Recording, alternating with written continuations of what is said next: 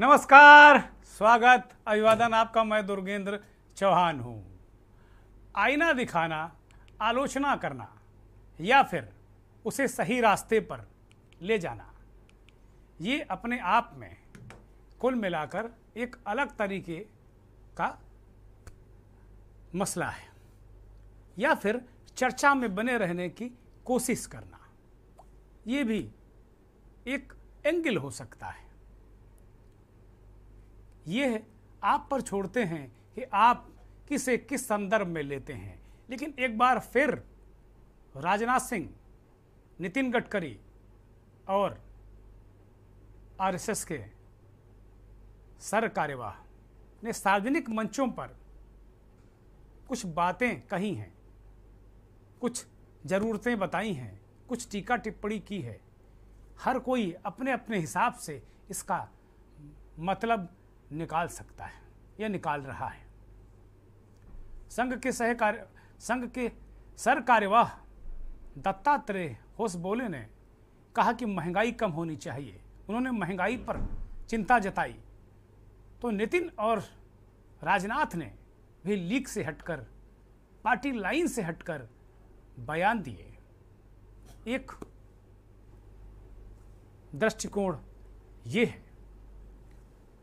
आज प्रधानमंत्री नरेंद्र मोदी ने उत्तर प्रदेश की कानपुर में आयोजित पूर्व सांसद चौधरी हरमोहन सिंह की 10वीं पुण्यतिथि को दिल्ली से वर्चुअली संबोधित किया और उन्होंने बिना नाम लिए समाजवादी पार्टी और अखिलेश यादव पर निशाना साधा और सवाल उठाए कि कुछ लोग सिर्फ निहित स्वार्थों के लिए राजनीति करते हैं। ये बहुत महत्वपूर्ण, प्रधानमंत्री का इस कार्यक्रम में शामिल होना बहुत महत्वपूर्ण है, क्योंकि हरमोहन सिंह का परिवार वर्षों से मुलायम सिंह परिवार के ही जैसा रहा है। ये एक ज़माने में जब मुख्यमंत्री मुलायम सिंह बने थे तो हरमोहन सिंह यादव को कहा जाता था कि वो मिनी मुख्यमंत्री हैं। यादवों की राजनीति में नरेंद्र मोदी ने एक नया पासा चल दिया। अभी तक सुखराम सिंह राज्यसभा के सांसद थे समाजवादी पार्टी से। हो सकता है वो भारतीय जनता पार्टी से सांसद बन जाएं, क्योंकि औपचारिकता ही शेष हैं, बाकी लगभग सुखराम और उनका परिवार भाजपाई हो गया है। तो उत्तर प्रदेश में 2024 के चुनाव की बिसात का पासा यादवों की राजनीति में फेंक कर प्रधानमंत्री नरेंद्र मोदी ने एक तरीके से खलबली मचा दी। वहीं उत्तर प्रदेश की ही बिजनौर में कांवड़ियों का वेश धरकर शरारती तत्वों ने 3 मजारों की चादरें जला दी और तोड़फोड़ कर दी। इसका मकसद साफ था कि मुसलमान ये समझें कि ये काम कांवड़ियों ने किया है और हिंसा भड़क जाए। अपने अपने तरीके से लोग अपने अपने जहर बुझे हथियार इस्तेमाल करते हैं। इसमें सांप्रदायिकता भी बहुत बड़ा हथियार, और आज कल सांप्रदायिकता का भी इस्तेमाल खूब करते हैं लोग। पुलिस ने इन्हें वक्त रहते गिरफ्तार कर लिया। तो ये 3 कोण आज हमने आपके सामने रखे हैं, और मंथन में हम इसी पर बात करेंगे आज।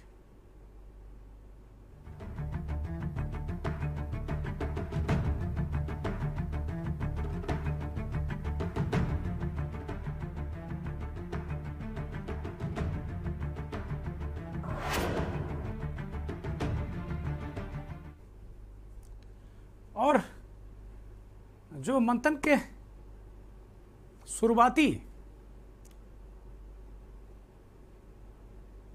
शुरुआत में, बल्कि जो हमने कहा, जो चीज़ें रखी आपके सामने, उन सब का लब्बो लबाब हम 24 का शोर और निशाना किशोर इसके आलोक में देखना चाहते हैं। कहाँ क्या समीकरण बन रहे हैं, क्या समीकरण होंगे, कौन क्या बयान दे रहा है, कौन कैसे पासे फेंक रहा है, चाली चल रहा है, और शरारती तत्व, राष्ट्र विरोधी तत्व भी अपनी हरकतें कर रहे हैं। और कहीं ना कहीं ऐसे तत्वों का संबंध जब भी बहुत गहराई से जांच होती है, वो चाहे कन्हैया लाल के मर्डर, नरसंस हत्या जो आतंकवादी गतिविधि थी, चाहे उसके आरोपी हो या चाहे जैसी भी घटना हो, उनका कहीं ना कहीं ताल्लुक सीधे या घुमाकर राजनीति से जरूर होता है। पिछले दिनों अयोध्या में भी धर्मस्थलों पर मांस के टुकड़े फेंकने के मामले में जो लोग गिरफ्तार हुए थे वो हिंदू थे, और आज जो मज़ारों की चादरें जलाने वाले गिरफ्तार हुए हैं वो मुसलमान हैं। आप खुद अंदाज़ा लगा सकते हैं कि किस तरीके की परिस्थितियां लोग बना रहे हैं, किस तरीके से माहौल में जहर घोल रहे हैं। अमनो अमन के दुश्मन कैसे लोग बन गए हैं।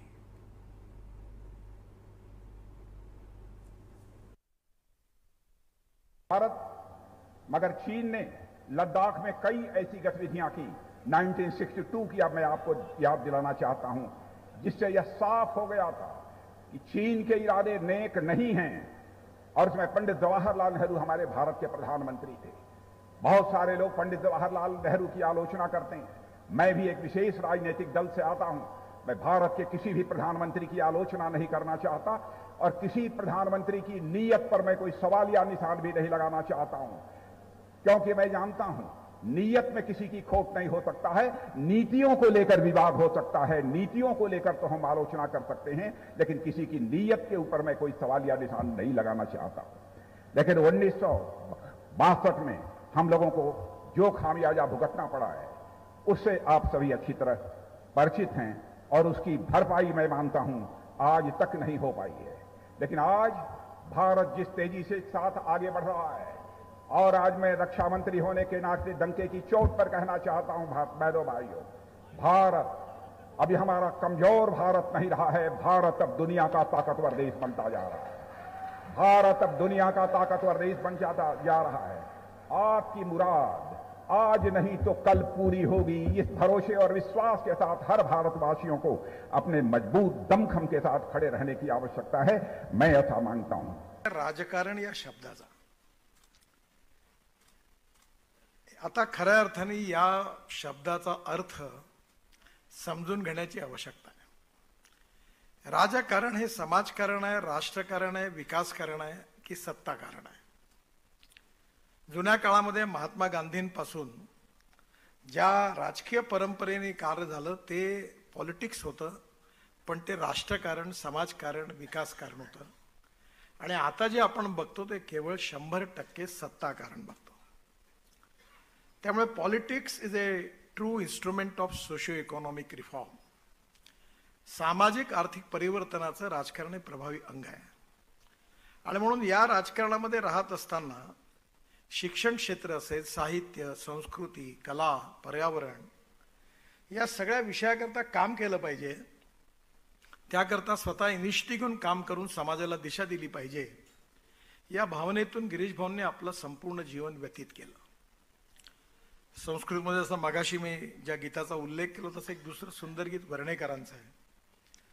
आणि वर्णेकरांचं ते गीत आहे, मनसा सततम स्मरणीयम वचसा सततम वदनीयम लोकहितम मम करणीयम। संपूर्ण गीत फार सुंदर आहे। आणि आजकाल मला वेळ मिळाला, बऱ्याच वेळा विमानात याच्यात जुन्या गोष्टी गीतं ऐकत असतो, लता मंगेशकर पासून सगळ्यांची। आणि विशेषतः शब्दांचा आनंद जो असतो तो माणसाच्या मनावर संस्कार करत असतो। महंगाई पर बोले दत्तात्रेय होसबाले। आरएसएस सर कार्यवाह दत्तात्रेय होसबाले ने जताई बढ़ती महंगाई पर चिंता। महंगाई खाद्य पदार्थों की कीमतों पर चिंतन की आवश्यकता। लोग भोजन, वस्त्र और आवास वहनीय कीमतों पर चाहते हैं। ये आम आदमी की मूलभूत जरूरतें हैं। भारत को कृषि में स्वावलंबी बनाने के लिए सभी सरकारों को दिया श्रेय। इसका भार किसानों पर नहीं डाला जाना चाहिए। सिक्के का एक पहलू यह है, सिक्के का दूसरा पहलू को समझने के लिए बिजनौर चलना होगा। जहां मुस्लिम युवकों ने कावड़ियों के वेश में दरगाह को जलाया और माहौल बिगाड़ने की कोशिश की।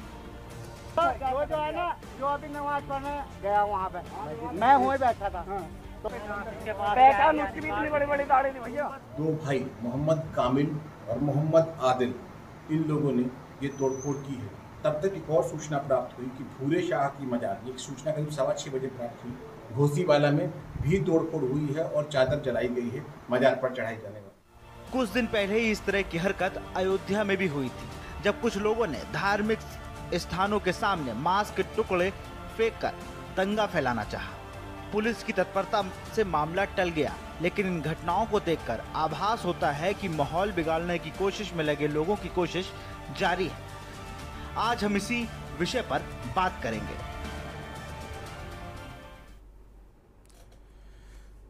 ये देखा आपने कि किस तरीके से एंगल है, और मैं पूरे दावे के साथ कह सकता हूं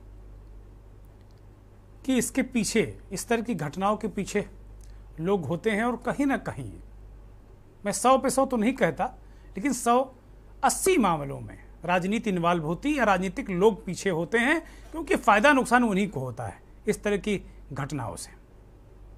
मैं 100% नहीं दावा करता, लेकिन 80% मैं दावा करता हूं कि इस तरह की घटनाएं, शरारत, जो घटनाएं होती हैं, समाज विरोधी कृत्य होते हैं, इसके पीछे इनमें कहीं ना कहीं राजनीति इन्वॉल्व होती है।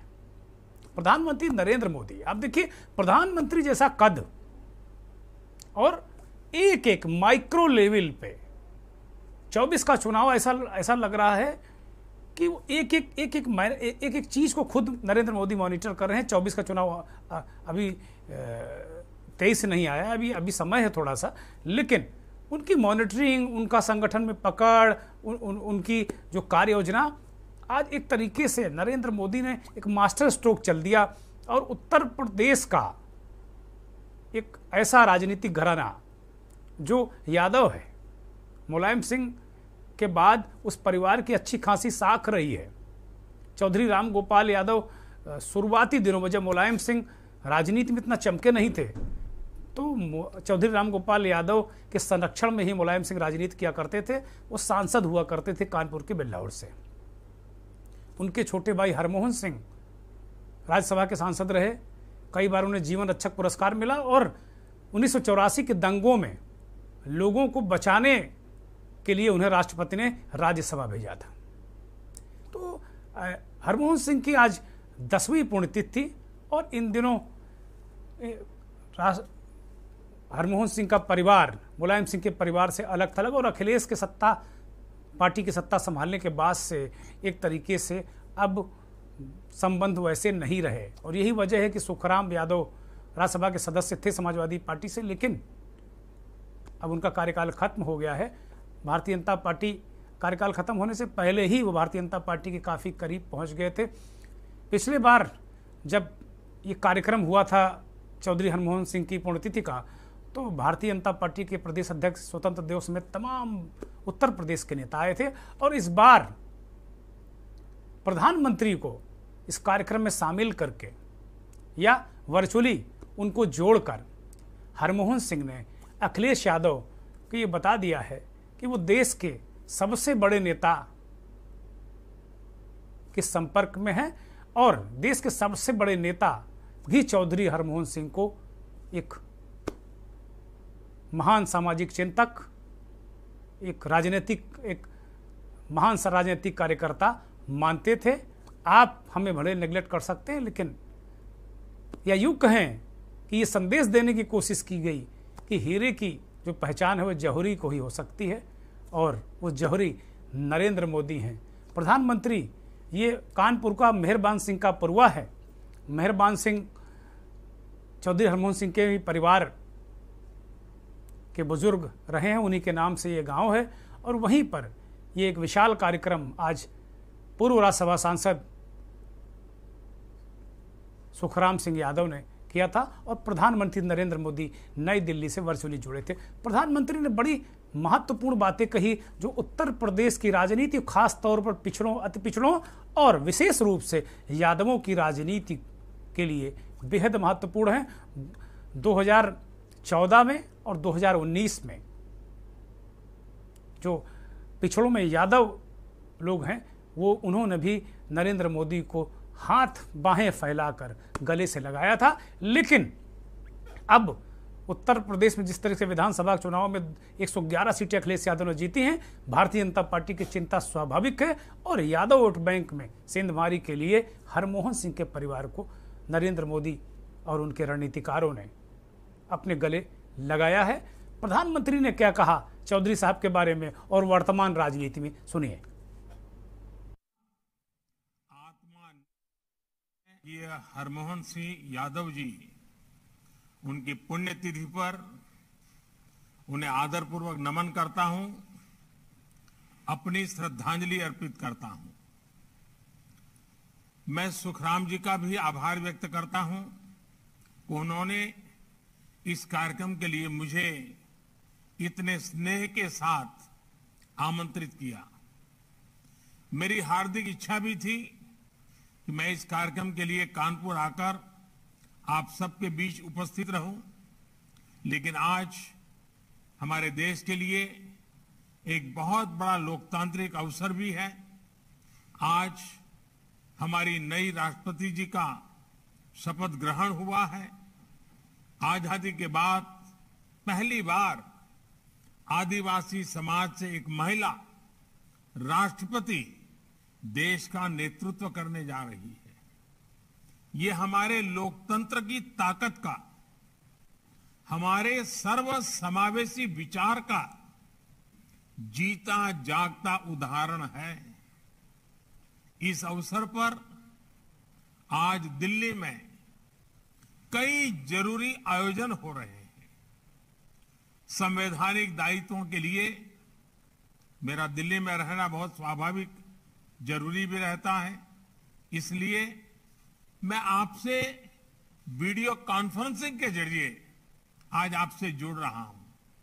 साथियों, हमारे यहां मान्यता है कि शरीर के जाने के बाद भी जीवन समाप्त नहीं होता। गीता में भगवान श्री कृष्ण का वाक्य है, नैनम छिद्दन्ति शस्त्राणि नयनम दहति पावकः, अर्थात आत्मा नित्य होती है, अमर होती है। इसलिए जो समाज और सेवा के लिए जीते हैं वे मृत्यु के बाद भी अमर रहते हैं।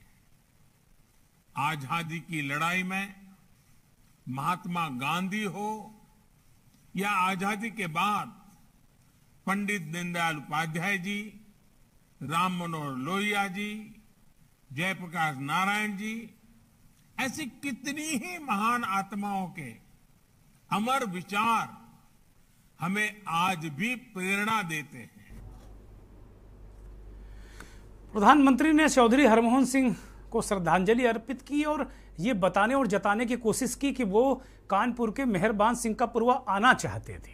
ये संदेश भी दिया अखिलेश यादव को, समाजवादी पार्टी को और खास तौर पर उत्तर प्रदेश में रहने वाले यादव बिरादरी के लोगों को कि प्रधानमंत्री अब मुलायम सिंह और अखिलेश यादव ने अगर झटक दिया है हरमोहन सिंह के परिवार को, तो प्रधानमंत्री नरेंद्र मोदी ने गले लगा लिया है। उन्होंने सुखराम सिंह का भी धन्यवाद किया। इससे सुखराम सिंह का राजनीतिक कद निश्चित तौर पर बढ़ेगा और आने वाले दिनों में 2024 का जो लोकसभा का चुनाव है उसमें क्या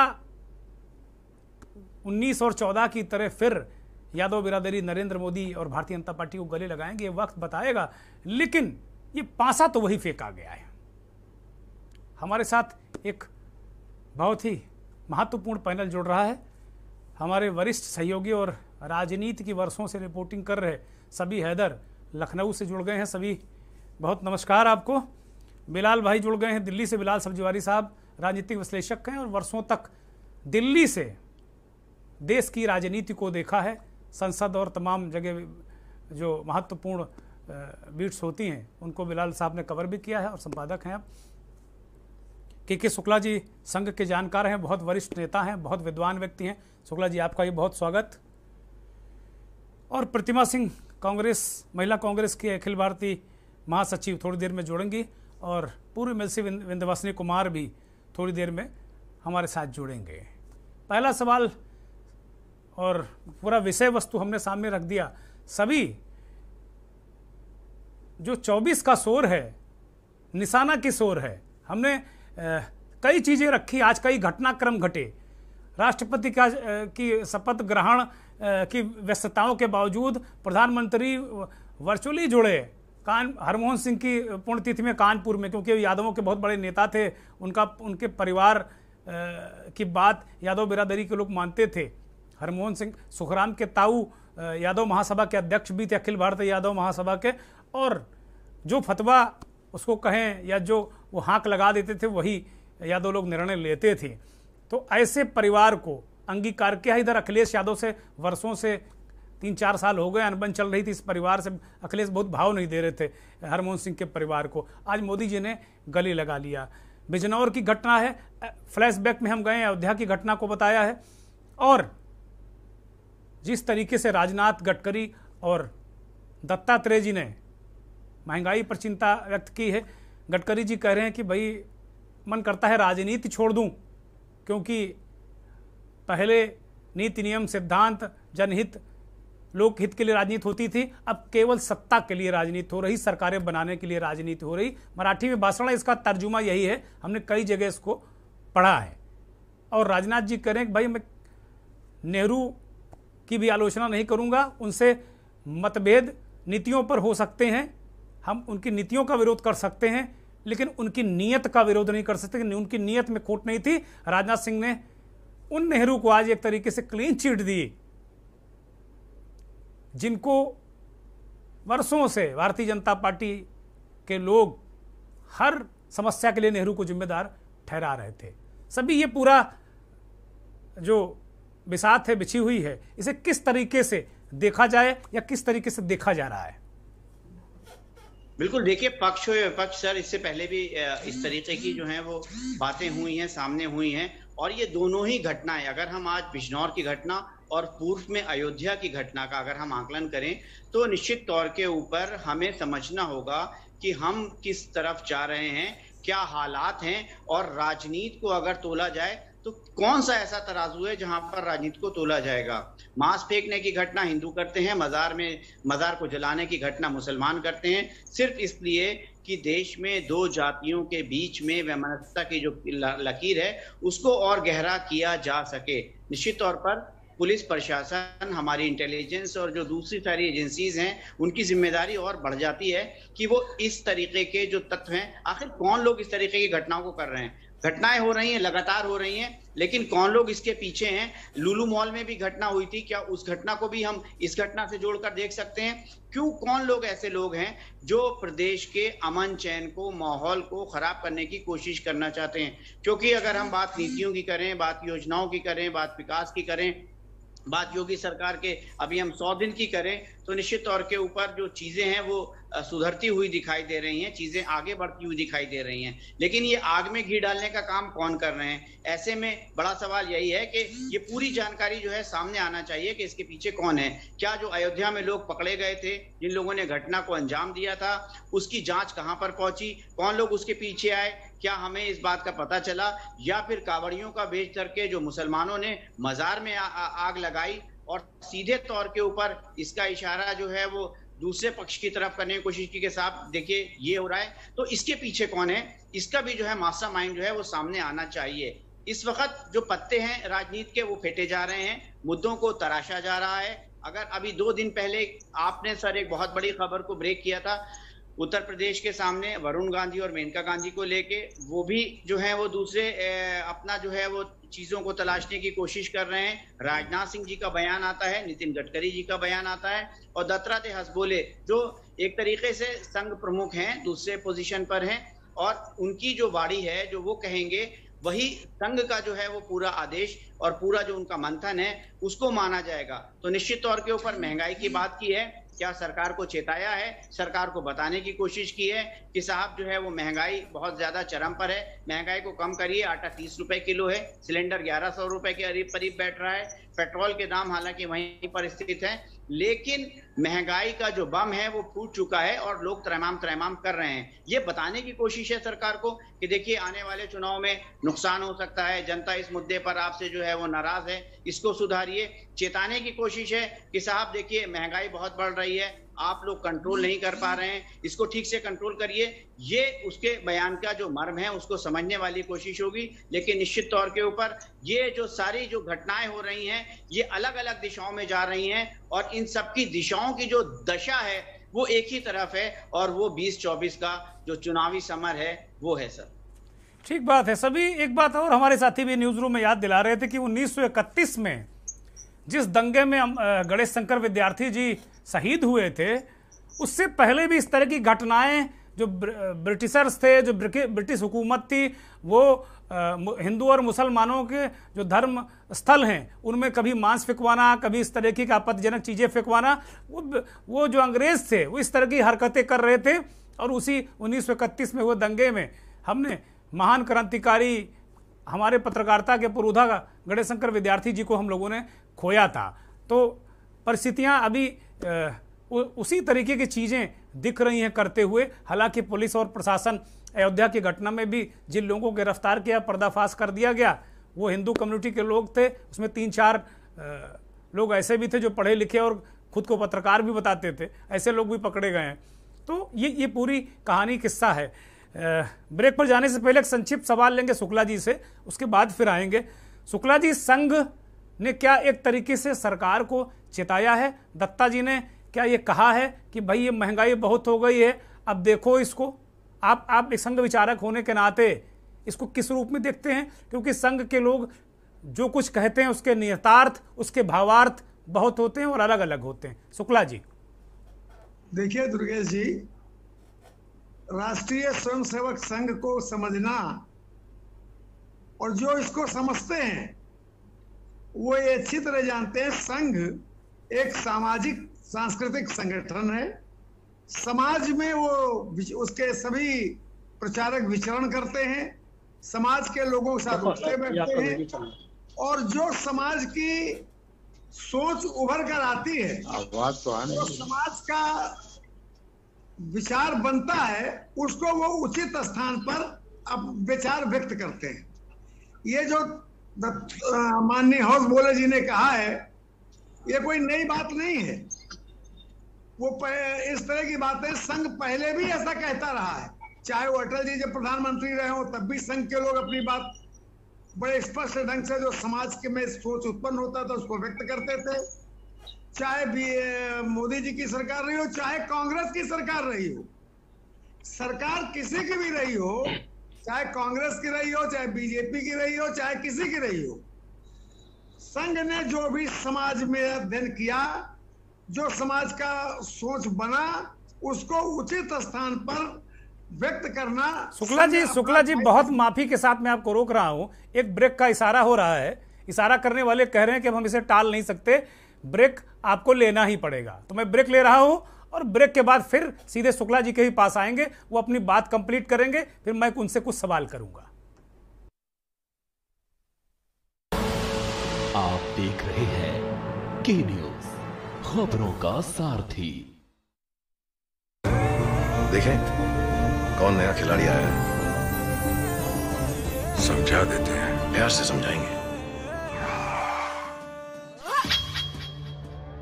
ये तो अपनी जुबान है। जुबान एक हो तो दिल भी एक होने चाहिए। विमल, बोलो जुबान केसरी। मेरे लड़के में हुनर और लगन की कोई कमी नहीं है, पढ़ाई में भी बहुत तेज है, बस उसे इंग्लिश बोलनी नहीं आती। हम गरीबों के बच्चों में यही तो है कि इंग्लिश बोलने में मार खा जाते हैं, वरना किसी से कम नहीं है मेरा लड़का। पर अब देखना, दिल्ली सरकार ने ये जो 3 महीने का इंग्लिश बोलने का कोर्स शुरू किया है ना, इससे मेरा बेटा भी फर्राटेदार अंग्रेजी बोलेगा और इंग्लिश बोलने वाला की बराबरी कर लेगा। मैं चाहता हूं सभी बच्चों को अच्छी से अच्छी शिक्षा मिले, गरीब और मिडिल क्लास के बच्चे किसी भी क्षेत्र में पीछे ना रहें। अब गरीब और मिडिल क्लास परिवारों के बच्चे भी फर्राटेदार इंग्लिश बोलेंगे। दिल्ली सरकार दिल्ली के युवाओं के लिए लाई है spoken English course by Delhi skill university, जहां सिर्फ 3 महीने में आप फर्राटेदार इंग्लिश बोलना सीख सकते हैं। जब खिलकर निकलेगा ये स्किल, सपनों से दूर जाएगा।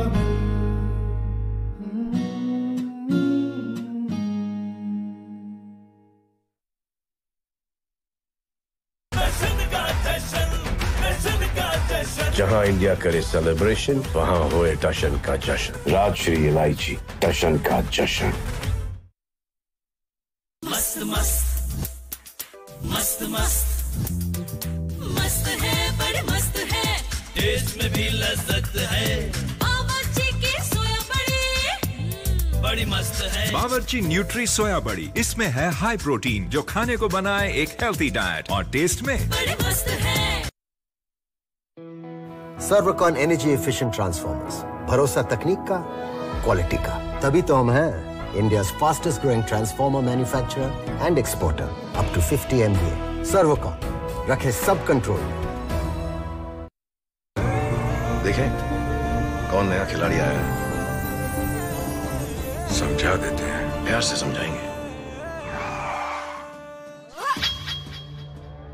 ये तो अपनी जुबान है। जुबान एक हो तो दिल भी एक होने चाहिए। विमल, बोलो जुबान केसरी।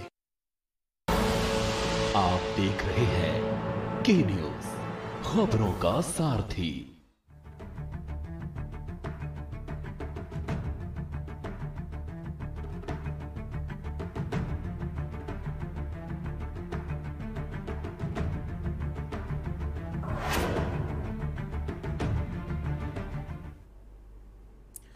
संघ विचारक के शुक्ला जी कह रहे थे कि संघ चाहे सरकार जिसकी हो, वो अपनी बात रखता है। संघ के प्रचारक, संघ सामाजिक संगठन है, स्वयंसेवी संगठन है, लोगों की मदद करता है, राजनीति से कोई लेना देना नहीं। ये उन्होंने स्पष्ट भी किया अपने जो ओपनिंग कमेंट में, और इस पर यह भी कहा कि भाई सरकार चाहे कांग्रेस की रही हो, संघ को जो लगता है, समाज का जो समाज की जो नब्ज है उसको टटोलने के बाद जो लगता है वो संघ कहता है। चाहे सरकार भारतीय जनता पार्टी की हो, चाहे कांग्रेस की हो, चाहे तीसरे मोर्चे हो, चाहे चौथे मोर्चे हो, चाहे जिसकी हो, XYZ। लेकिन क्या हाल में इस तरह की टिप्पणी संघ ने की?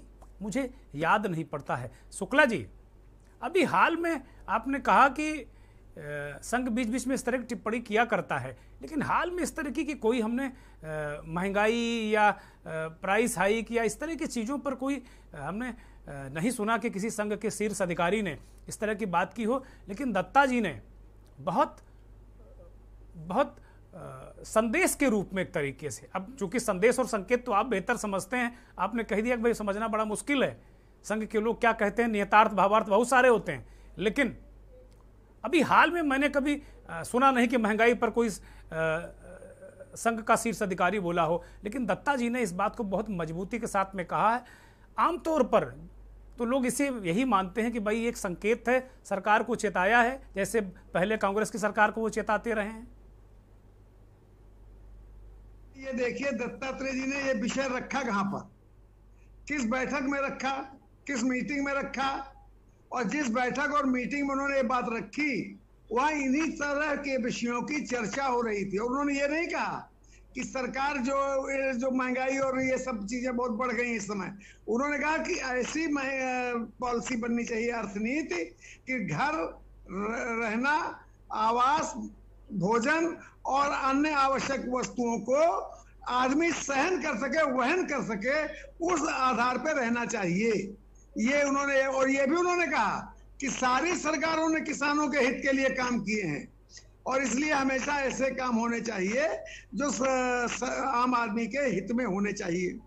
इस तरह की बातें आपने अभी कहा कि भाई जल्दी नहीं कहा गया इस तरह की बातें, तो हर जगह की हर समय संघ बोलता भी नहीं है। संघ किस जगह बोलना चाहिए उसी जगह बोलता है। वो जो कार्यक्रम हो रहा था उस कार्यक्रम में इस तरह की बात कहना और इस तरह के विषय को रखने, विषय की आवश्यकता थी वहां पर इस तरह की बातें रखने की जरूरत थी, इसलिए उन्होंने ये बातें रखी। वो किसी को आईना नहीं दिखा रहे थे, वो कह रहे थे कि समाज में ऐसी स्थितियां होनी चाहिए। आपको मैं याद दिलाना चाहूंगा, दत्तोपंत ठेंगड़ी जी ने मजदूरों को लेकर के अटल जी की सरकार के समय भी उस समय की सरकार की कई बातों की आलोचना की थी। आपको ये भी याद होगा कि माननीय सुदर्शन जी जब सर कार्यवाह थे, जैसे आज दत्तात्रेय जी हैं, तो उन्होंने भी कहा था कि राजनीति से, चाहे वो अटल जी हो चाहे अडवाणी जी हो, सबको एक निश्चित उम्र आने पर रिटायरमेंट ले लेना चाहिए और वो उम्र तय करने का हम राजनीतिक दल करें। उस समय कही हुई बात जो सुदर्शन जी ने कही, वो अब जाकर के फलीभूत हुई, और वो भी खाली भारतीय जनता पार्टी में एक उम्र की सीमा बांधी गई कि इस उम्र की सीमा में लोगों को राजनीतिक रूप से रिटायर किया जाना चाहिए, करना चाहिए। तो मेरा ये कहना है कि संघ जो भी बोलता है वो कोई नई बात नहीं है, वो समाज के चिंतन को आवश्यकता अनुसार जहां पर विषय आता है वहां पर उसको रखता है। ठीक बात है, ठीक बात है। प्रतिमा जी, शुक्ला जी संघ के विचारक हैं, चिंतक हैं, इन्होंने कहा कि भाई संघ ने कोई आईना वाईना नहीं दिखाया, जिसको देखना हो आईना वो देख ले, जो बात समाज की होती है वो कहते हैं। क्योंकि इन्हीं विषयों को लेकर वहाँ चर्चा होनी थी, वो उन्होंने की। मेरा यही सवाल है कि भाई अचानक यूं ही थोड़ी, उनको कहीं ना कहीं लोगों ने बताया होगा कि बड़ी महंगाई है, उन्होंने यूं ही कोई हवा में बातें थोड़ी की। बड़े गूढ़ और बड़े मजबूत लोग होते हैं संघ के, बहुत वैचारिक रूप से बड़े मजबूत लोग होते हैं, वो यूं ही कोई बातें नहीं करते हैं। वो उनका मुस्कुरा देना ही बहुत कुछ होता है। किसी विषय पर उन्होंने मुस्कुरा दिया, मैंने तो देखा है कि इस समय जो सरसंघ चालक जी हैं भागवत जी, चित्रकूट का चिंतन शिविर चल रहा था, मैं उसे कवर कर रहा था। सुदर्शन जी संघ के प्रमुख थे और उमा भारती को चीफ मिनिस्टर रखना है हटाना, इस बात को लेकर चल रहा था। एक अभ्यास वर्ग के बाद भागवत जी अपनी थाली मांजने के लिए बाहर आए और मैंने 2-3 सवाल उनसे किए। एक सवाल मैंने किया उमा भारती को लेकर, उमा भारती क्या हटाई जाएंगी, उन्होंने वो मुस्कुरा दिए, अंदर चले गए और ये खबर हमने नेशनल मीडिया में ब्रेक कर दी। और वो खबर 1 महीने बाद सच हुई, शिवराज सिंह चौहान चीफ मिनिस्टर हुए। तो संघ के लोगों का मुस्कुराना काफ़ी हो जाता है। यहाँ तो उन्होंने कहा है कि महंगाई की ये स्थिति है, उसकी स्थिति है। और जो हमारा आज कार्यक्रम है मंथन, वो 24 का शोर निशाना की शोर है और 3-4 घटनाक्रम है। बिजनौर की घटना है, राजनाथ जी ने कहा कि भाई नेहरू जी पर हम टिप्पणी नहीं कहेंगे, और उन्होंने ये भी कहा कि मैं एक विशेष दल से आया हूँ, दल से आता हूँ, उसका भी जिक्र किया, कहा नेहरू के नियत में खोट नहीं था। गडकरी कहें राजनीति से संन्यास अब लेने का मन करता है क्योंकि अब राजनीति केवल सत्ता के लिए होती है। प्रतिमा जी, आपका ओपनिंग कमेंट चाहता हूं इसमें कि राजनीति जो आपने नाम लिए, इनका विवेक जागृत है और बाकी लोगों का विवेक किसी एक ताले में बंद है। जब जब इन नेताओं का विवेक जागृत होता है तो इस तरीके से बात करते हैं। भारत के विकास में, हिंदुस्तान की महबूदी में सारी सरकारों का, सारे लोगों का हाथ रहा। हर एक ने अपने अपने स्तर पे, अपने समय के अनुरूप भारत के विकास के लिए, देश के विकास के लिए काम किया। तो सबसे पहला ये बयान है कि 70 सालों में कुछ नहीं हुआ। अगर 70 सालों में कुछ नहीं होता तो हम लोग इस स्थिति में खड़े नहीं होते। चाहे आईटी टेक्नोलॉजी हो, चाहे आपका एजुकेशन हो, चाहे कोई कहीं से भी कोई भी डेवलपमेंट की बात हो। तो आपका इसका ये कहना कि जब संघ बोलता है, संघ कब बोलता है, ये उन्होंने बड़े अच्छे तरीके से शुक्ला जी ने बताया। जब पानी सर से ऊपर उतर जाता है तब संघ बोलता है। उन्होंने स्वीकार नहीं किया, उन्होंने स्वीकार नहीं किया। ये आम परसेप्शन है, जनता का परसेप्शन है कि संघ तब बोलता है जब पानी सर के ऊपर चला जाता है। ये जनता का परसेप्शन है, भारत के नागरिकों का परसेप्शन है। जी, संसद में सवाल उठाना बंद, संसद में लोगों से बहस करना बंद, तो जो विपक्ष का काम है वो तो संसद में बंद हो चुका। तो अब मजबूरी है संघ की को तो उनकी आँख कान खोलने के लिए कुछ उसको बोलना पड़ेगा। अगर वो नहीं बोलेगा तो आने वाले समय 2024 की ओर जो खाना कर रहे हैं अभी इनके हाथ से जाता हुआ दिख रहा है। आप समझिए, महंगाई चरम सीमा पे, बेरोजगार बेरोजगारी का कोई हिसाब नहीं है, भ्रष्टाचार का तो पूछिए ही मत। मतलब कौन कौन से दर्द को आपको दिखाएं, कौन कौन सी चोट दिखाई जाए। जनता त्राहि त्राहि कर रही है। शमी यादव साहब ने भी काम, ये दिल की बात है, हर जनता की दिल की बात है। और चलते चलते अग्निपथ जो ये लेके आए हैं, उससे तो जनाब देहात में आप जाके देखिए, इतना आक्रोश प्राप्त है कि उसका जवाब नहीं है। पहले गांव जो पढ़ाई लिखाई में पैसा खर्च नहीं कर, शिक्षा, ये 3 चीजें देना सरकार का काम है। तीनों चीजों में सरकार, मैं समझती हूँ कि अगर मैं माइनस में नंबर लेके आ रही है, तो अग्निपथ आने से और ज्यादा दिक्कत हुई है। अभी इस अग्निपथ पे चर्चा नहीं करना चाहते। संघ को मेरा निवेदन है हाथ जोड़ के कि भारत की सीमाओं के, देश की एकता अखंडता के लिए वो इस पे चर्चा करें, उनको जागृत करें कि 4 साल में कोई भी सैनिक तैयार नहीं होता की रक्षा कर सके। बॉर्डर सिक्योरिटी फोर्स सीमा पे रहती है, लेकिन जब लड़ाई होती है तो मान्यवर उस वक्त उसको पीछे कर दिया जाता है। ट्रेंड आर्मी सीमा संभालती है। 4 साल में कैसे देश की सीमाएं सुरक्षित रहेंगी? ये बात को लेके हमारे जो देश के रक्षा मंत्री है वो भी चिंतित होंगे। वो कह ना पाए वो अलग बात है। नितिन गडकरी जी का भी कहना बिल्कुल सही है कि राजनीति से हटने को मन करता है। वो इसलिए हटने को मन करता है कि वो जो सैद्धांतिक बात कहना चाहते हैं उनको कोई नहीं सुन पा रहा है। गडकरी जी ने, प्रतिमा जी, गडकरी जी ने कहा कि अब उन्होंने महात्मा गांधी का नाम लिया। गडकरी ने कहा कि महात्मा गांधी से जो शुरू हुई राजनीति वो मूल्यों के लिए थी, सिद्धांतों के लिए थी, जनहित के लिए थी। अब राजनीति केवल सरकार बनाने के लिए है। ये कह दिया कि अब राजनीति केवल सरकार बनाने के लिए। इशारा सब जानते हैं किसके ऊपर लगता है, सिर्फ सरकार बनाने का आरोप। और राजनाथ ने कहा कि मैं नेहरू जी की बिल्कुल आलोचना नहीं करूंगा। पानी पी पी के जो लगातार बीजेपी के लोग नेहरू जी को कह रहे थे, राजनाथ ने कहा बिल्कुल पार्टी लाइन से हट के उन्होंने कहा मैं आलोचना नहीं करूंगा, क्योंकि नेहरू की नीयत में खोट नहीं था। नीतियों में मतभेद हमारा उनका हो सकता है, नीति, और उन्होंने कहा किसी प्रधानमंत्री की मैं आलोचना नहीं करूंगा।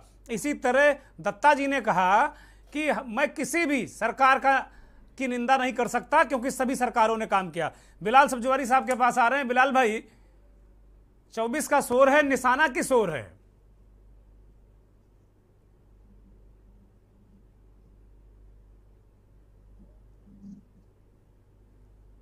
बिलाल साहब अनम्यूट करिए, दर्शक सुन नहीं पा रहे हैं आपको, काफी देर से इंतजार कर रहे हैं आपका। देखिए, बड़ा ही इंटरेस्टिंग टॉपिक है दुर्गेंद्र जी, और इशारों में जो बातें कही गई हैं उसके अर्थ बड़े व्यापक हैं। एक तरफ आप देख सकते हैं कि भारतीय जनता पार्टी की जो इंटरनल पॉलिटिक्स और जो इंटरनल डायनेमिक्स है, उसके अंदर आप नितिन गडकरी और राजनाथ सिंह की जो भाषा है और जो भाव है, जो संकेत हैं, उसके माध्यम से ये समझ सकते हैं कि भारतीय जनता पार्टी की इंटरनल डायनेमिक्स में किस तरह से परिवर्तन आ रहा है और उसको किस तरह से दत्तात्रेय हासबोले का समर्थन प्राप्त है। दरअसल संघ भारतीय जनता पार्टी की रीढ़ की हड्डी कहलाती है, और यहां तक कहा जाता है कि जब संघ घर बैठ जाता है तो ये समझा जाता है कि भारतीय जनता पार्टी की राजनीति का चक्का जाम हो गया है। तो दत्तात्रेय हासबोले जो एक प्रगति विचारशील के आदमी माने जाते हैं, और इनके मैं समय समय पे समाचार पत्रों में लेख भी पढ़ता रहता हूं।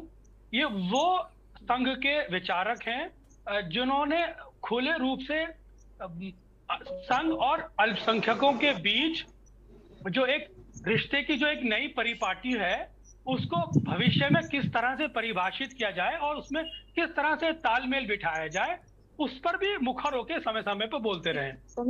दरअसल संघ एक तरफ पब्लिक सेंटिमेंट को भी अपने पास रखना चाहता है, वहीं पब्लिक सेंटिमेंट के आधार पर भारतीय जनता पार्टी के अंदर जो मौजूदा प्रधानमंत्री हैं उनको गडकरी और राजनाथ सिंह के समर्थन से चेक एंड बैलेंस की स्थिति में भी लाना चाहता है।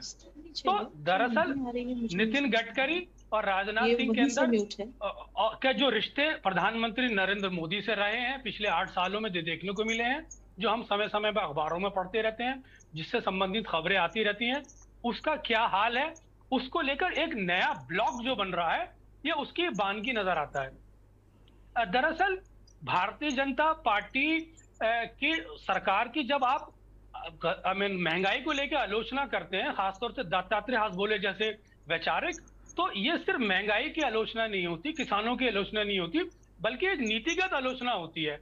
और जब आप महंगाई को लेकर खुले रूप से इस तरह के बयान देते हैं जो सरकार के विरुद्ध जाते नजर आते हैं, तो ये पूरी अर्थव्यवस्था की कार्यशैली पे भी सवाल खड़ा करते हैं। तो कुल मिलाकर अगर आप देखें तो इंटरनल डायनेमिक्स बन रहा है भारतीय जनता पार्टी के अंदर। प्रधानमंत्री नरेंद्र मोदी को चेक एंड बैलेंस की स्थिति में संग लाके खड़ा करना चाहता है। उसके नंबर 2 के जो सबसे मजबूत वैचारक और प्रगतिशील विचारक दत्तात्रेय हसबोले हैं, उसके संकेत दे रहे हैं।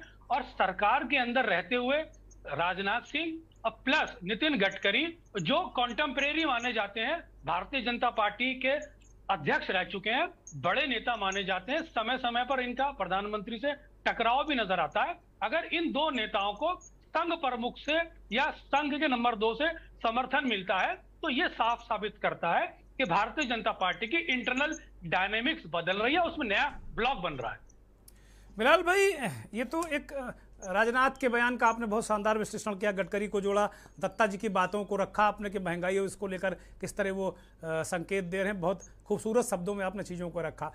बिलाल भाई, बिजनौर और अयोध्या जैसी घटनाओं को कैसे देखा जाए? क्योंकि मैं बिल्कुल मुतमईन हूँ कि इसके पीछे राजनीति जरूर है, क्योंकि ऐसे हो नहीं सकता, इतनी स्वार्थी तो राजनीति ही हो सकती है। बिलाल भाई देखिए दुर्गेंद्र जी, ये इस तरह की जो घटनाएं होती हैं, ये घटनाएं बहुत ही छोटे स्तर की और निचले स्तर की मानी जाती है, लेकिन इसका जो प्रभाव होता है समाज पर वो बहुत ही भयंकर होता है।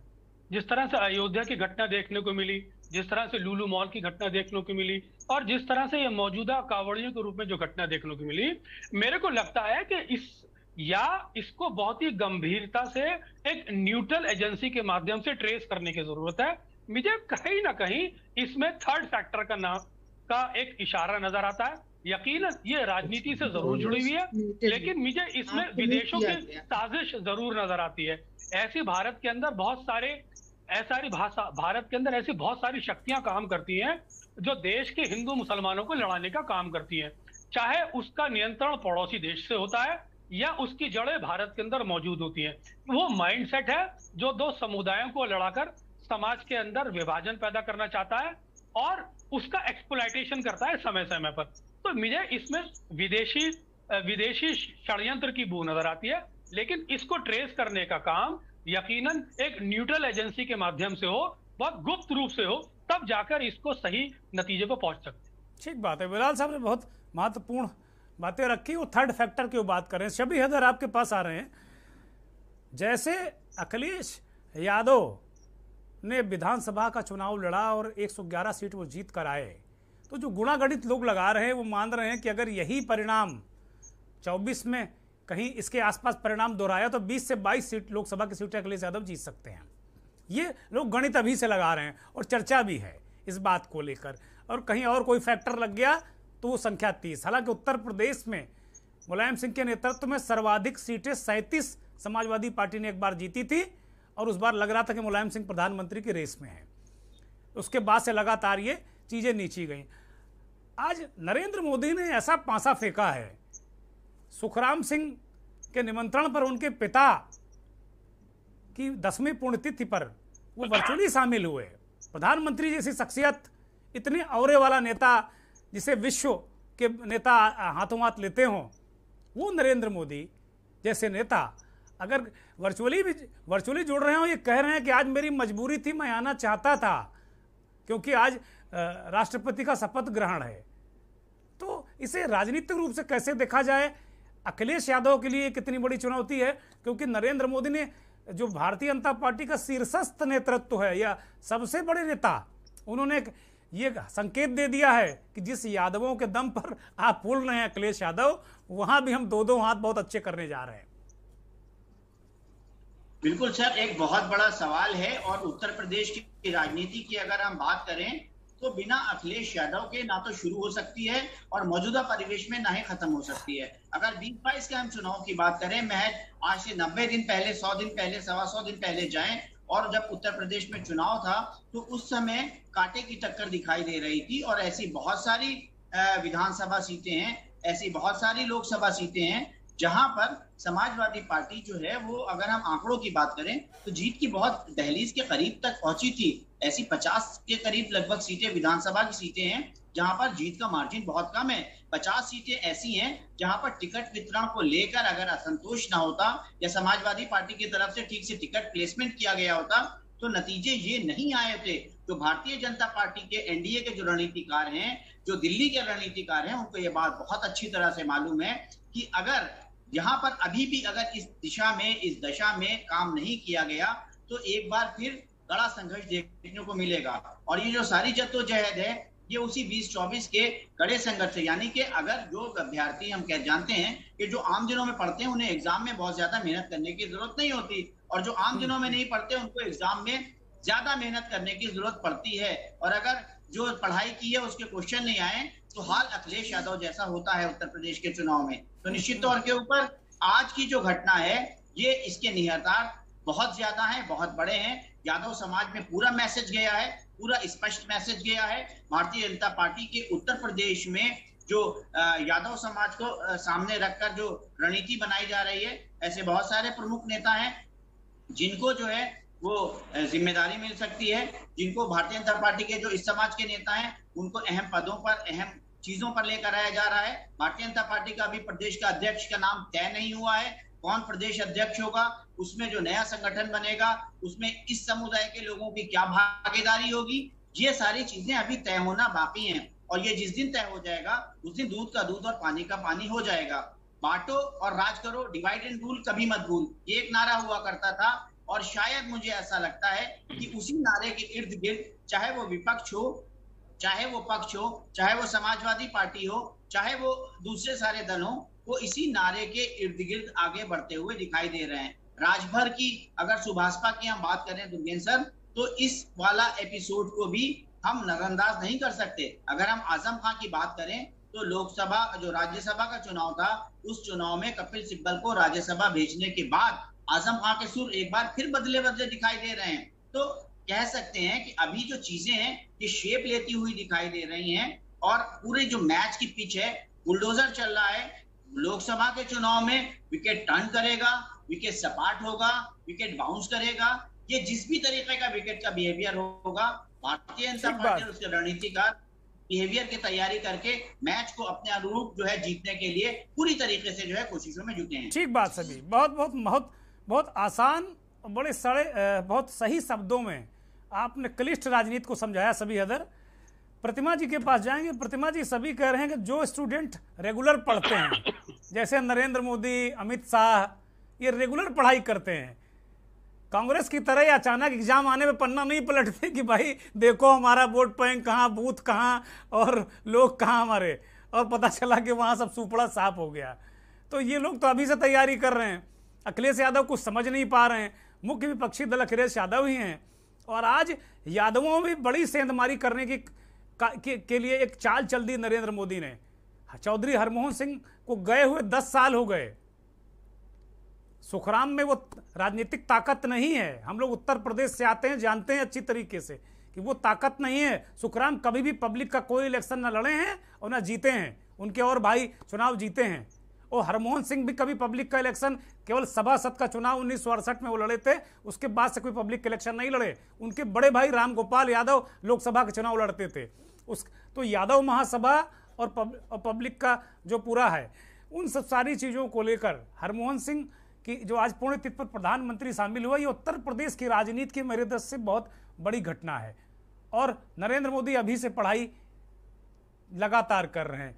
आपकी पार्टी ने क्या पार्टी बस्ता, कलम स्लेट कुछ ठीक ठाक साफ की प्रतिमा जी? क्योंकि 24 का शोर है और निशाना की शोर है। ये हमारा कार्यक्रम है मंथन आज।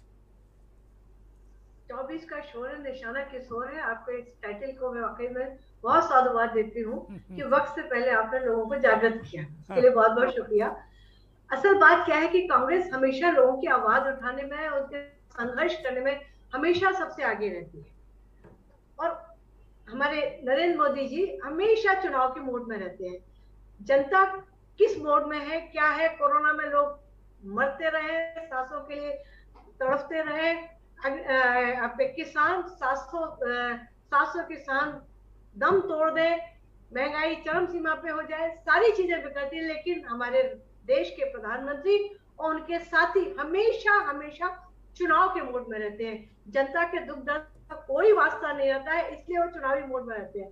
अखिलेश जी के लिए आपने बयान दिया, अखिलेश जी भी अपने स्तर पे जो करते हैं वो आपके सामने है, क्योंकि उनके घर में ही बंटवारा होता रहता है। हमारे घर में ऐसा कुछ नहीं है, हम संघर्ष भी करते हैं, संगठन को भी ठीक करते हैं और वक्त आने पे आपको लड़के भी दिखाते हैं। वो अलग बात है कि हम जनता के वोट पाने में कामयाब ना हो पाए, लेकिन हमारी जो कांग्रेस की नीति है, सिद्धांत है, विचारधारा है, वो हमेशा रही है लोगों की आवाज उठाने के लिए और उनकी आवाज को बुलंदी के साथ लोगों तक पहुंचाने के लिए हमारी ये बात रही है।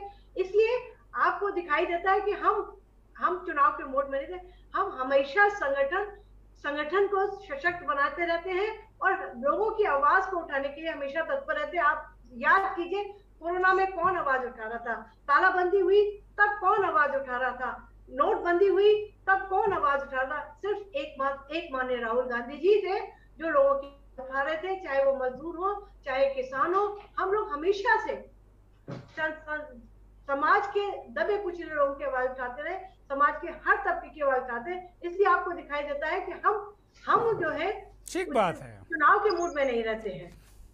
ठीक बात है। प्रतिमा जी, शुक्ला जी के पास आ रहे हैं। शुक्ला जी, एक विद्यार्थी की तरह ये चीज समझना चाहूंगा कि जैसे संघ का सामाजिक कार्य है, विश्व भर जानता है कि संघ सामाजिक कार्य करता है, सामाजिक संगठन है, और बीच बीच में जो समाज की नब्ज है, लोगों के जो पीड़ा है, दुख दर्द है, उसे इस तरीके के कार्यक्रमों जैसे कार्यक्रम में दत्ता जी ने बातें रखी करते रहते हैं। वो भी बात बड़ी महत्वपूर्ण उन्होंने कही कि भाई मैं किसी सरकार विशेष की बात नहीं करूंगा, किसानों के लिए सभी सरकारों ने काम किया। अच्छी बात है, संघ ऐसी ही बातें करता है, आपने भी बताया और मैंने भी सुना है। क्या कभी इस तरीके की, जैसे महंगाई का मसला है, अब भारतीय जनता पार्टी के लोग कहते हैं कि महंगाई है कहाँ, यूक्रेन के कारण सारी महंगाई आ गई और तमाम मुद्दे गिनाते हैं, लेकिन जो समाज के बीच काम करता है, हो सकता है कि नेता सरकारें हैं, लगदक गाड़ियों में घूम रहे हैं, ठीक है, भाजपा के लोग मेहनत बहुत करते हैं, इसमें कहीं कोई संदेह नहीं, लेकिन साधन भी हैं। संघ के लोग साधनहीन होते हैं, साधनहीन होते हुए भी काम करते हैं वो, तो उनके पास सही फीडबैक आता है। तो क्या सरकारों को कभी कोई निवेदन प्रतिवेदन, जैसे ठेंगड़ी जी तो बिल्कुल एक अड़ी गए थे और अंत में उनको किनारे भी कर दिया गया था, आपको ये भी स्मरण होगा। हम लोग तो तब मजदूरों की रिपोर्टिंग किया करते थे, 2-4 बार हमारी भी मुलाकातें उनसे हैं।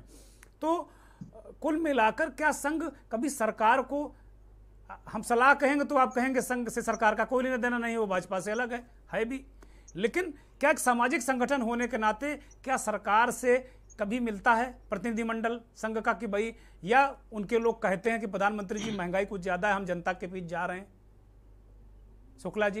देखिए दुर्गेश जी, आपकी बात का जवाब दूं उसके पहले अभी हमारे जो प्रतिमा जी और हिलाल साहब बोले हैं, तो हम केवल इतना कहना चाहेंगे कि जिसकी जैसी दृष्टि होती है उसका वैसा ही दृष्टिकोण आता है। इन लोगों की जो दृष्टि है बड़ी सीमित है और ये लोग समाज के रूप में चिंतन करना ही नहीं चाहते हैं और ना सामाजिक सोच को प्रकट करते हैं, क्योंकि इनका चश्मा केवल राजनीति देखता है। लेकिन जब आप संघ की बात करते हैं तो संघ को, जैसा मैंने पहले बताया, वो वस्तु स्थिति का उसके पास ग्राउंड लेवल की रियलिटी रहती है।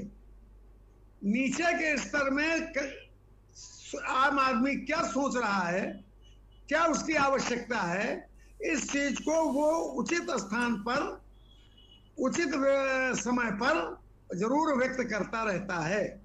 इसलिए ये बार बार बात कहना कि उन्होंने इनको आईना दिखाया, उन्होंने भाजपा की सरकार को आईना से आपको क्यों इतराज है? आप तो संघ के विचारक है, भाजपा से कोई लेना देना नहीं आपको। अरे भाई, आईना कोई मान लिया नहीं दिखा रहा है, आईना नहीं दिखा रहा, लोग खुद ही देख लेते हैं। भाई मान लो मुझे लग रहा है कि मेरी शकल में कहीं स्पॉट है, मैं कहीं निकला, जो शॉपिंग मॉल है वहां भी कुछ दिख गया तो हमने अपना प्रतिबिंब देख लिया। ये तो देखने की है, ये भी यहां भी लागू होता है कि जाकी रही भावना जैसी अब प्रभु मूर्तता को देखी तैसी वाली, कि भाई जो देखना चाहता है उसको दिख जाता है। प्रतिमा जी कुछ कह रही हैं? मैं यही कह रहा हूं कि संघ जो समाज में अध्ययन करता है जी, जो उसके पास निचोड़ समाज का आता है, उसको वो उचित कार्यक्रम में उचित स्थान पर बोलता है। ठीक बात है। ये बिना देखे कि इससे राजनीति में क्या असर पड़ेगा। और ये कोई पहली बार नहीं बोला है, नहीं पता है मुझे। पंडित जवाहरलाल नेहरू को भी जा करके गुरुजी हमारे बताते थे, लाल बहादुर शास्त्री को भी बताते थे। वो सरकारों का काम मानना न मानना, लेकिन समाज क्या सोच रहा है आपके मोदी जी को बताते हैं कि नहीं?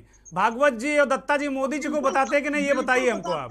हर जगह से जब वो जवाहरलाल जी को बताते, गुरु गोलवलकर जी अगर शास्त्री जी को, नेहरू जी को बता सकते हैं, तो क्या दत्ता जी और भागवत जी क्या मोदी जी को बताते हैं? जरूर बताते होंगे। जब हम नेहरू जी के कहने से दिल्ली की ट्रैफिक व्यवस्था संभाल सकते थे चीन के आक्रमण के समय, जब हम लाल बहादुर शास्त्री के कहने से हम भोजन की व्यवस्था कर सकते थे 65 की लड़ाई में जी, तो हम मोदी जी को क्यों नहीं बताएंगे?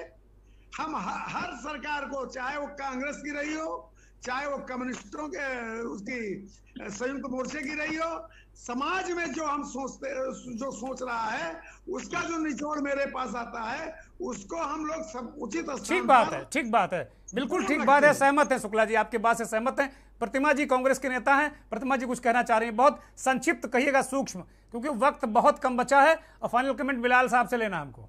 शुक्ला जी से मेरा निवेदन है, क्या वर्षा जब कृषि सुखाने जब बहुत ज्यादा हो जाए, बहुत ज्यादा हाल बिगड़ जाए, तब बताए, उचित समय पर बताते हैं, समय रहते क्यों नहीं बताते हैं? तो मेरा यही निवेदन है प्रतिमा जी से कि समय रहते बताइए, ताकि समाज में प्रतिमा जी वातावरण में जो हालात है, प्रतिमा जी आप कह रहे हैं कि संघ जमीन पे जाके देख, लोगों की बात कहता है, देखता है, हमको बताता है, तो मैं समझती हूँ कि हमसे ज्यादा आपको संज्ञान में होगा कि लोग कितने परेशान हैं।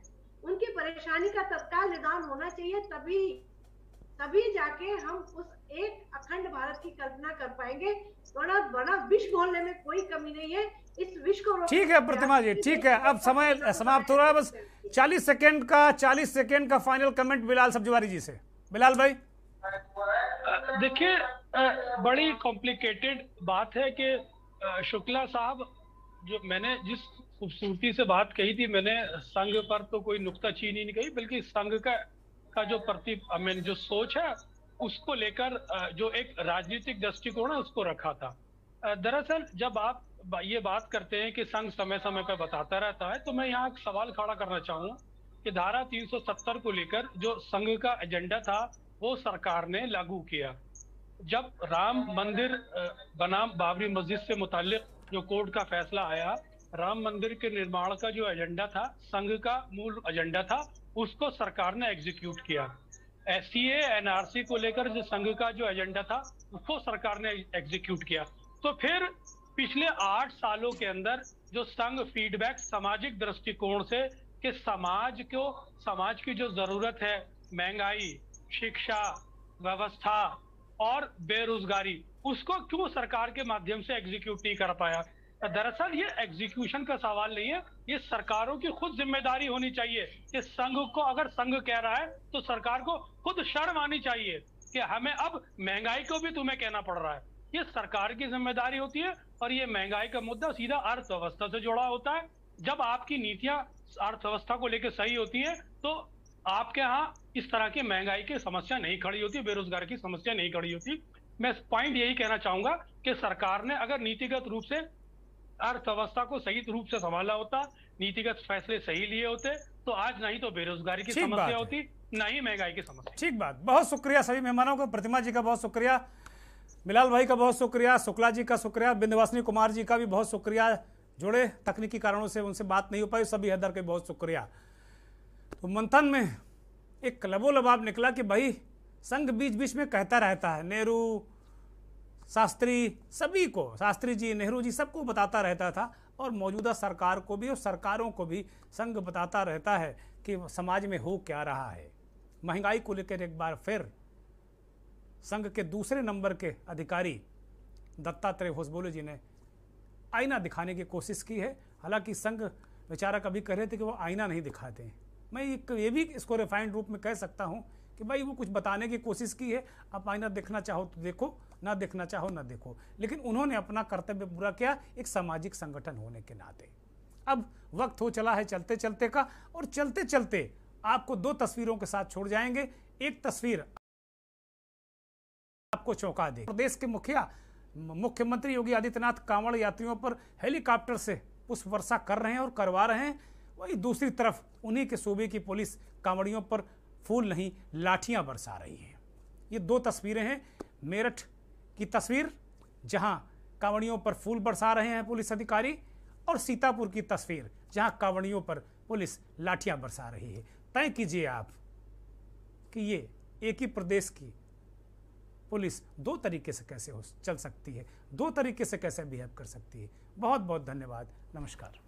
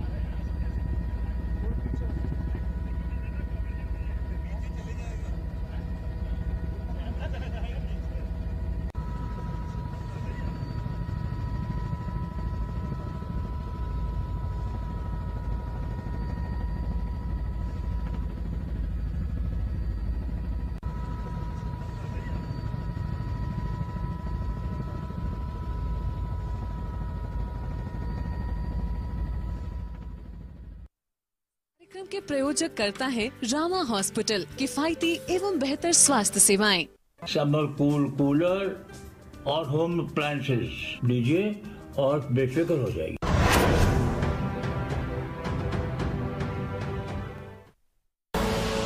आप देख रहे हैं के न्यूज, खबरों का सारथी। मेरे लड़के में हुनर और लगन की कोई कमी नहीं है।